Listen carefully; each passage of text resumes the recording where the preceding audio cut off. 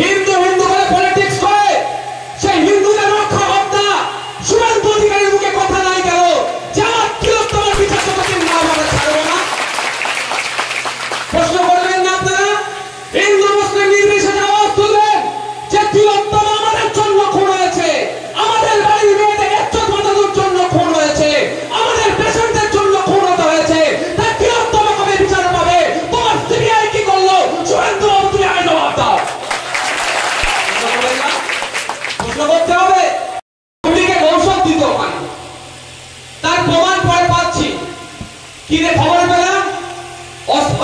আর্জি করে operation theatre, যাকে আমরা ওটি রুম বলি, ওই অপারেশন রুমের মধ্যে যখন রোগী নিয়ে অপারেশন করা বাদবে এরা মৎসব করতো, এরা নাটক করতো ওর ভিতরে। বুঝতে পেরেছেন? আমাদের তিলোত্তমা এর প্রতিবাদ করেছিল, যেটা অন্যায় হচ্ছে এটাকে বন্ধ করতে হবে। পরে আরো খবর আসলো যে ওইখানে যে রোগীগুলো মারা যেত ওখান থেকে অনেক মারা রোগীকে মানে যারা লাস্ট ডেড বডিকে এরা বিক্রি করে দিত। ভাবতে পেরেছেন? এর প্রতিবাদ করেছিল তিলোত্তমা। কি খবর পাচ্ছি পরে?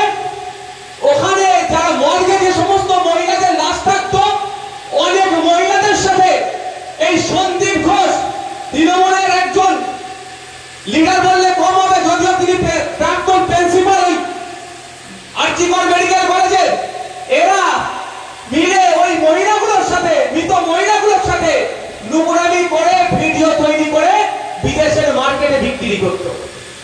এর প্রতিবাদ কে করেছিল?